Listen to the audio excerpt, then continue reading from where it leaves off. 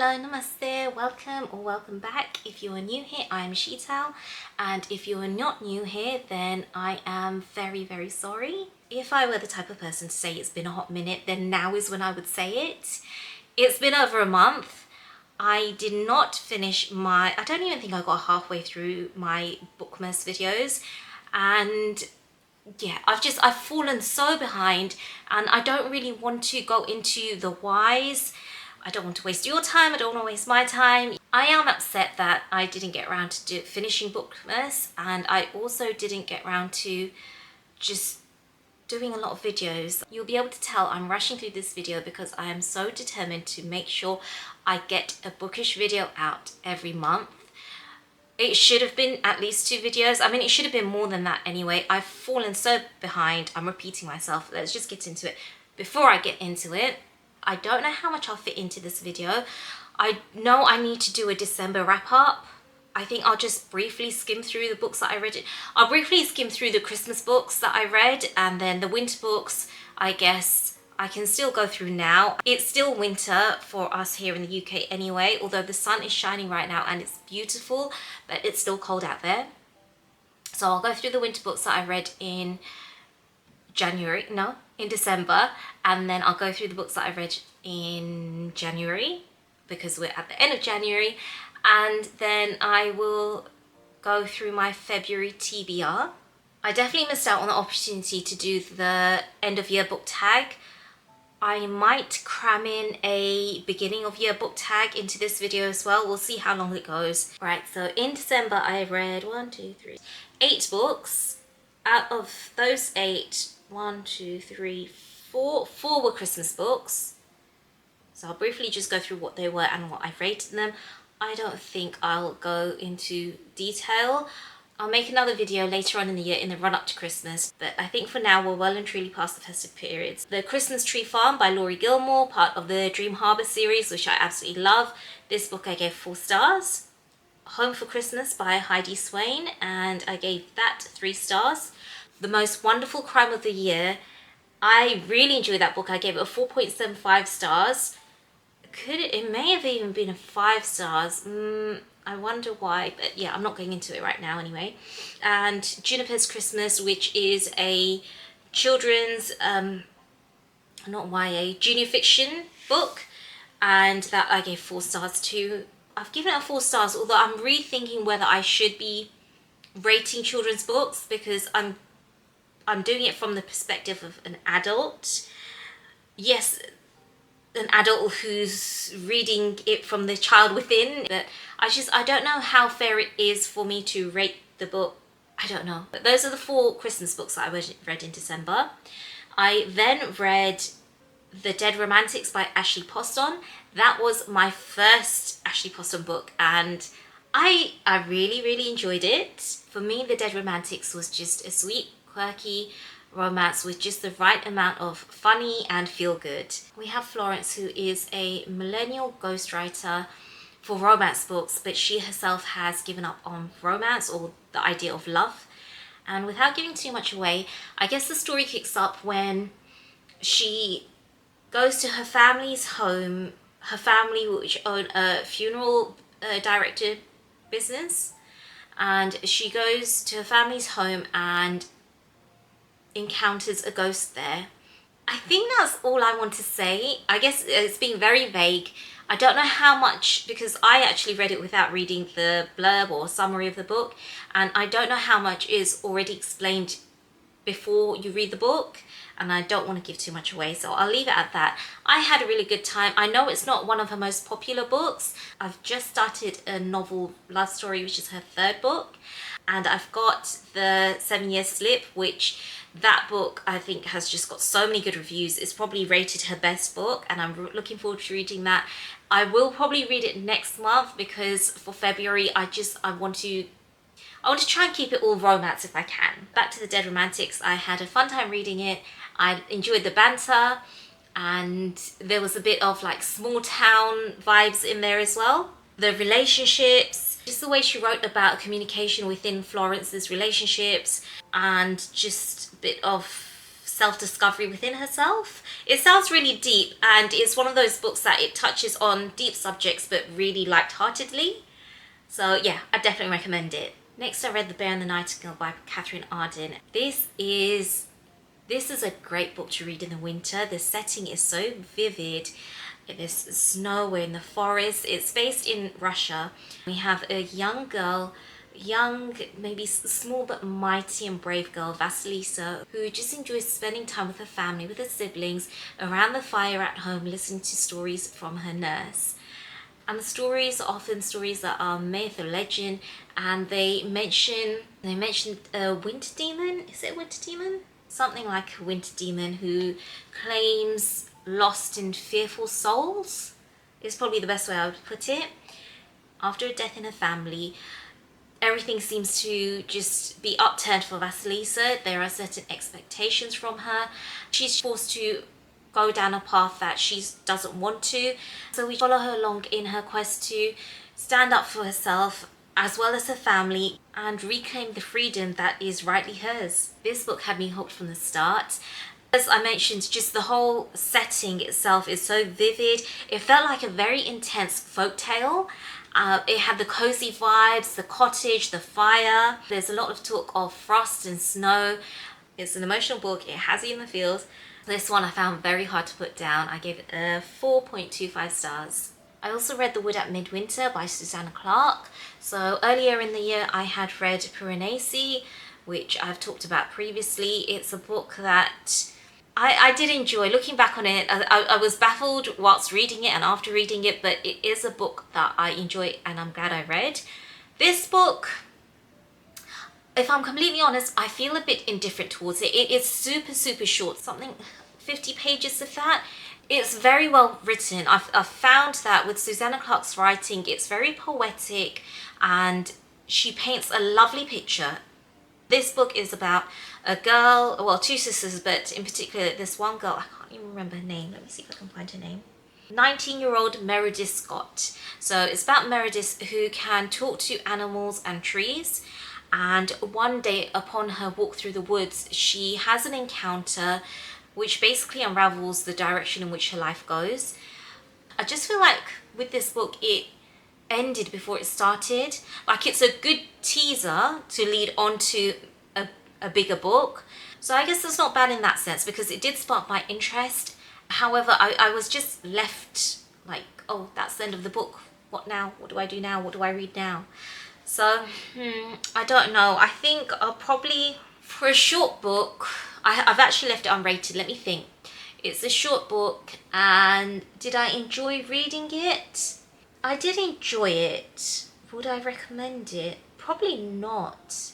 Did I expect more from it? Yes. I think I'll give it a 2.5 stars. That sounds really low. Let's say a 2.75 stars. And the final book that I read was my non-fiction, because I'm trying to read at least one non-fiction a month. It was I'm Glad My Mum Died by Juniper McCurdy. I listened to this book, and it's because, I mean, this book itself, I've heard so many great reviews about, and I have been told to listen to the book. I'm glad I did, because it's actually narrated by the author itself. And as dark and grim as that title sounds, when you listen to the story, you understand so much more, and it's not a matter of she wanted her mum to die as much as, I guess maybe it's a relief that she's gone. If you don't know who Juniper McCurdy is, then don't worry, I didn't either. But I think it's because she, her shows, so she was a big, I think, Nickelodeon star, but it was after my time of Nickelodeon, if that makes sense. I'm a millennial, so that could be why I don't relate to it as much, but then you could, I don't know. She was, I think, in iCarly, and she also mentioned Someone and Sam. I can't remember, but if you know her, you'll know her. You don't need to know her or be a fan of hers or know her work to appreciate this book. It's eye-opening. I feel like it's definitely very educational, especially if you're a parent. And the prologue, I think, was 2 minutes long, and I was hooked within those 2 minutes. So if you are looking for an autobiography, I would definitely recommend this one. Kicking off with January, I read House of Sky and Breath. It's the second book in the Crescent series. No, it's the second book in the Crescent City series. It was breathtaking. When it comes to Sarah J Maas books, I'm not going to tell you who's in it, what happens. I just don't want to give any spoilers. If you've seen any of my previous videos, then you might know this, but if not, I have had several of her books ruined for my... Not ruined, because I've still loved them, but I've just had a lot of spoilers by people telling me who is in a certain book. If they've mentioned who's in book 4, then I know within books 1, 2 and 3 that they haven't died. Small things like that, I just don't want to ruin it for someone else. I don't want you to know who gets with who doesn't end up with who fights with who, just whatever it is, you don't need to know. Every one of her books I have gone into blindly, not knowing, or not knowing. I have known a few things, like I said, because of spoilers, but I've not myself gone to read blurbs or to find out what each one is about. And I think you should do the same if you haven't read them. If you've read them, then you know where I'm at, and you know especially where I'm at with book 2 of the Crescent City series. It's very exciting. I did feel at times it did get a bit slow. Maybe there were a few dips, but it wasn't too bad. And the end of this book made up for any other faults that I felt within, that may have been within the book. It's definitely one to read. If you are new to Sarah J Maas or you want to get started, I would suggest reading ACOTAR first, so A Court of Thorns and Roses, that whole series in order first. I would then read Throne of Glass. Basically, I would say read the series, whatever the word is, read them in order of publication.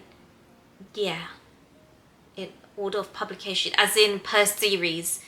I know that probably makes no sense. Read ACOTAR series first, then read the Throne of Glass series after that. I haven't read that yet. I will get to it.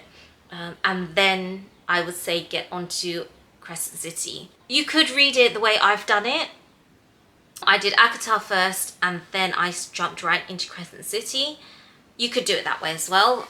She's just an incredible writer, and you can just tell from the reviews, she is killing it right now. The next book I read was The Making of Another The Making of Another Major Motion Masterpiece. The Making of Another Major Motion Picture Masterpiece. I read that, but it's by Tom Hanks. It was the book that I chose. Last month I did a whole unwrapping of my TBR for 2025, and within it I had 3 books per month. One I think was fantasy, one was romance, no, one was romance, one was contemporary, and the other one was either fantasy or mystery. So I read the book I just mentioned. I'm not going through the whole title. What can I say about this book? It's a fictional story about how a movie is made. It starts off in 1947, and then throughout the book it skips timeline by a certain amount of years, and then again until we get to present day. The writing is so descriptive, which isn't a bad thing. I just think I was not interested in this story. The characters are so well developed, and as there's a storyline, just everything is there's such attention to detail. And so I don't want to fault the book, but I just was not in the mood. I kept struggling to pick it up to read it, which shouldn't happen with a book that you are enjoying. So for me, I think the book was a 2.5 stars. I think for my experience, that might be a bit of a generous rating. However, like I said, I think the book is really well written. The characters are developed really well. And the storyline, it is a good storyline. It's just, I wasn't in the mood for it. I don't know if it was a mood thing or it wasn't for me. I also read Spinning Silver by Naomi Novik, and what an enchanting read it was.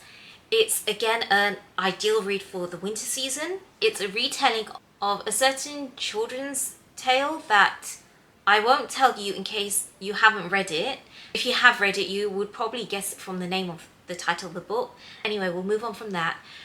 This book, I had such a wonderful time reading it. It's because I listened to the book as well. So I will say that if you just pick up this book, because I did have, I had a hard copy, it's told in several POVs, and it doesn't make that clear in the book itself. It's only because I was listening to the book that it was, but even whilst listening to it, at first, I was a little bit confused.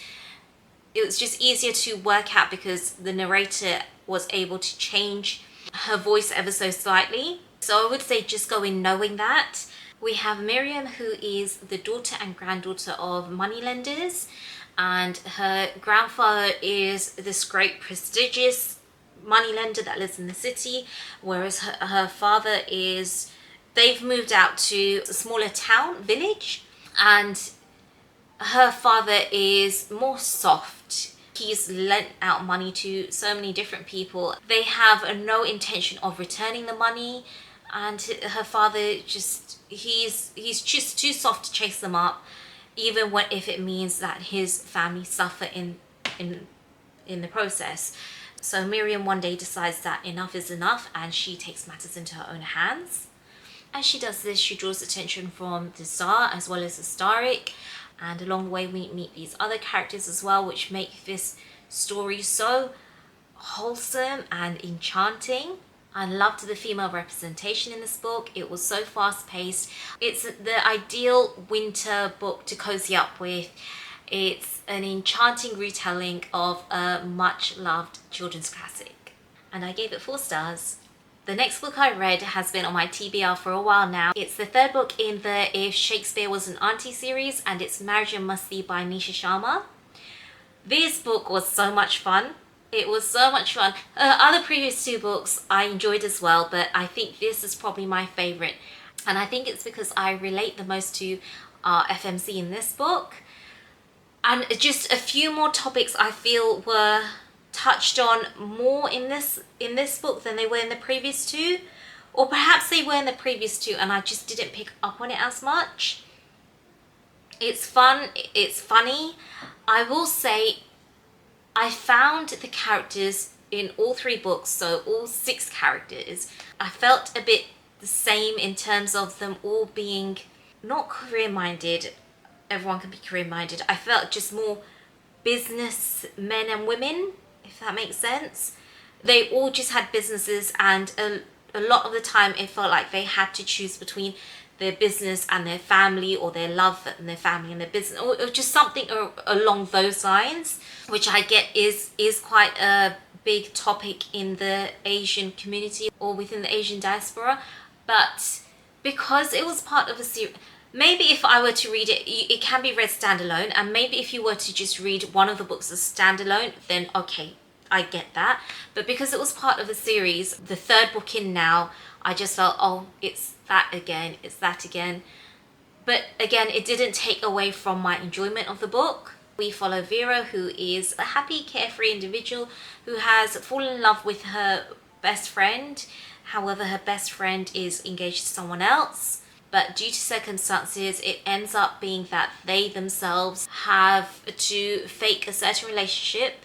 So if those are the tropes that you like, friends to lovers, you've got fake dating, and it's messy, then you will have a good time. I did say this is my favourite book of the 3. It is bar the ending. There was nothing wrong with this ending. I just found the endings for the previous 2 books more fun.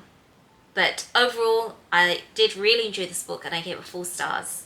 The next book I read was from my Unwrapping TBR, and that was One of Us is Lying by Karen McManus. This is book 1 of, I feel like there's maybe 5 books within the series and maybe more to come, I'm not too sure. I enjoyed this book more than I thought I would. For some reason, I don't know why, I was just thinking that it would just be sub-level. I honestly don't know why I thought that. The book itself has been turned into a series. I haven't watched it. It's a YA mystery. The story is about 5 students that are in detention and only 4 of them survive till the end. And the question everyone has is, how did the student die? Why? And who did it? There were so many variations that it could have been, and I think that's the one thing that I really enjoyed about the book. When it comes to mystery, I love it. I get so annoyed, but I really love it when my mind starts thinking, it could have been this person because of this. No, but wait a minute, it could be this person, this person. And when I get to the third person, I'm like, you know what, she just give up. You don't know who it is. I feel like when you've got to 3, when you start thinking that it could literally be anyone, I feel like that's a good mystery because you have no idea. And I felt that's what I got with this book. Alongside a good story, each of those other 4 characters, they all had their own individual stories, which I really enjoyed. And it just added more depth to the book. So it was really well paced. I enjoyed reading it. I'm not in a rush to read the next one, but I would still recommend this book itself. And I gave it a 3.75 stars. The final book, I've cheated a little. I was meant to read Binding 13 as my romance book from the Unwrapping TBR. I've pushed it aside. I keep doing it. I know I shouldn't. It's a big book. It's a big book. And that's not a reason not to read it. Maybe there's something else that's holding me back from reading it. I don't know. But what I've done is I swapped that with one of my books from February, my contemporary book from February. So I read The Book Thief and I loved it. I'm literally just going to read the book description directly because I don't think I'd be able to summarize it better than what's written here. It is 1939, Nazi Germany. The country is holding its breath. Death has never been busier and will be busier still. By her brother's graveside, Liesel's life is changed when she picks up a single object partially hidden in the snow. It is the gravedigger's handbook, left behind there by accident, and it is her first act of book thievery. So begins a love affair with books and words as Liesel, with the help of her accordion-playing foster father, learns to read. Soon she is stealing books from Nazi book burnings, the mayor's wife's library, wherever there are books to be found. But these are dangerous times. When Liesel's foster family hides a Jew in their basement, Liesel's world is both opened up and closed down. This book was so well written, it was so clever, it was so touching. I loved these characters. They were just so funny and endearing. I enjoyed the style of writing. I was laughing at times and I was a blubbering mess, even when I knew what was to come. I will say, when I was looking up the book description, I happened to come across a few negative reviews and I don't know, I was tempted to read them. I wanted to see what about this book did people not enjoy. I think part of it is the style of writing it's quite deadpan humor, and if that's not something you enjoy, then you may not enjoy this book. Also, the narrator of this book, because I think some people were getting confused between who's narrating the book. I don't think I'm spoiling this by telling you this, but the book is narrated... Should I tell you? I don't think it's a spoiler. I got it within the first... was it the first paragraph, or when the narrator was introducing themselves within the beginning of the book. So I'm not going to spoil it. I am telling you. It's being narrated by Death itself. I just thought it was quite clever the way he did that. Sorry, the author of the book is Marcus Zuzak, I want to say. Give me 1 minute to make sure that that is correct, even though I may not be saying it correctly. Marcus Zuzak. And again, I'm sorry if I have mispronounced that. I'm at this stage of my reading journey where I found that there's a lot of books I can't bring myself to reading because they can be quite... I feel traumatic is a strong word, but I might use it anyway. Quite traumatic for me. They're very... I can be quite empathetic towards the books, and those kind of books I don't want to read at the moment. They leave these lasting imprints on my mind and they don't invoke any kind of joy or happiness or anything positive within me. And so I don't like reading certain emotional books. However, this kind of book itself, I am happy to read because there was more to it. Maybe because it's got a little bit of that humor within it, which I guess you don't really expect from a book that's based during war times. It does deal with loss and grief. I did think to myself that this would be a good YA book. However, saying that, just under the book description, it does say, note, this title was not published as YA fiction. I'm not sure why it says that. and whether it means it's not meant to be. I think it's an ideal book if you want to introduce children to history and war, because as raw as it sounds, it did happen, but this I felt was, for me, it was quite easily digestible. It was moving in some parts and I was crying. Books will do that to you. Real life does that to you, so why wouldn't books? And that might sound a bit contradictory towards what I was saying about not being able to read certain other books. Just do what's right for you.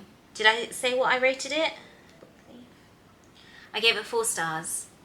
I feel like I've been talking for ages, and I probably have. So I think I'll leave the beginning of the year book tag until later on another video. Or maybe I'll just skip it because, I mean, it is ending January. It is ending January? What kind of English is that? I don't know. Anyway, February's TBR. From my book unwrapping, the 3 books I had, I did have The Book Thief. I've swapped that out with Binding 13. So I've got Binding 13, I've got Tempting Little Thief, and Evermore. I'll be honest, neither one of those fills me with great excitement. I don't know why. I think with Tempting Little Thief, I've not really heard anything. No, I've heard nothing about it. I literally picked it up because it was a pretty cover. Evermore, so I knew Evermore was on there, and I've started reading Everless, which is book 1. I'll talk about it more when I'm wrapping up the book. I'm reading it, but I'm struggling with it. So I'll be honest, if Everless itself doesn't pick up for me, I think it will have to be a DNF, and I will scrap Evermore as well, because I tried reading Everless previously and it was a soft DNF. I've started reading it again. It's not great, not for me anyway. And I feel bad saying that. I really do not like giving bad book reviews, but it's just how I feel. And which other one? That was it, Binding 13. It's a big book. I don't know. I should attempt it. So for February, alongside that, my plans for February was to try and read more romance. I've still got the Once Upon a Broken Heart trilogy that I want to start on.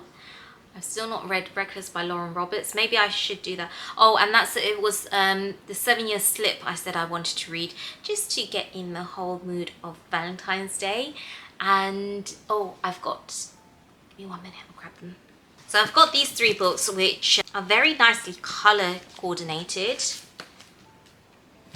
But I've got Emily Wilde's Map of the Other Worlds. I loved her first book. This I have already started, and I'm forcing myself not to read this so that I can get through Everless. And it shouldn't be that way, but I really want to get through this because it's I'm still loving it. It's a bit more of a slower start, but I don't mind that because that's what I found with this book, or with her first book. It's so cozy and it's slow paced, low pressure fantasy. I want to read this in February. If I had have done the beginning of the year book tag, then I would have said that Abby Jimenez is one of the authors that I want to read the works of this year. I think I said that last year as well, and I still didn't get around to it. So I've got The Friend Zone. And then I was in the library and I knew I didn't want to pick up any new books. I already had enough on my TBR. I've got enough at home, but it was in the library and it was calling out to me. So I had to pick this one up because I've seen this, I've read the premise, and it's just saying cozy whimsy for me. Oh, this fortune cookie. We had fortune cookie yesterday. It was the Lunar New Year yesterday. To be honest, that would have been the ideal time to read this, isn't it? But Such Is Life, this is one that I do want to read next month. So that's it for February. I've got The Tale of Small Fortunes, The Friend Zone, Emily Wilde's Map of the Other Worlds. I've got Everless. I've got Binding 13. And if I get round to it, I've got Tempting Little Thief. Oh, I need a non-fiction. I have started listening to a book actually. Again, this one I feel the universe just sent to me. Not sent to me. It came across and I felt like it was exactly what I needed. And I've only just started listening to it. And it is definitely what I need right now in my life. It is the Everyday Hero Manifesto by Robin Sharma. My camera just switched off saying it needed to cool down. I've never had that issue before. Not once throughout summer. So I'm going to make this quick. I'm not sure where I've left off. Robin Sharma's book, I'm putting on my February TBR because I've literally just started listening to it. And if after that I can fit in another non-fiction, then I will. But I'm not too sure which it will be. It might be Trevor Noah's autobiography because I've got that and I've been meaning to listen to it. I'm not sure, we'll see. But that is all for today. Even if I wanted to film more, clearly my camera doesn't want me to. I will take it as a sign. I will wish you a lovely day ahead, a lovely week ahead. Hopefully it is not that long before I see you again. I'm just having a bit of a refresh and a reset. I just don't want to overpromise anymore. I've got ideas. It's just about me learning how to execute them. It's all a learning process. I feel like I'm probably boring you now, so I will leave it there. Thank you so much for watching. I would love for you to subscribe if you haven't already, and I will see you again soon. As I said, have a lovely, lovely, lovely day. Goodbye.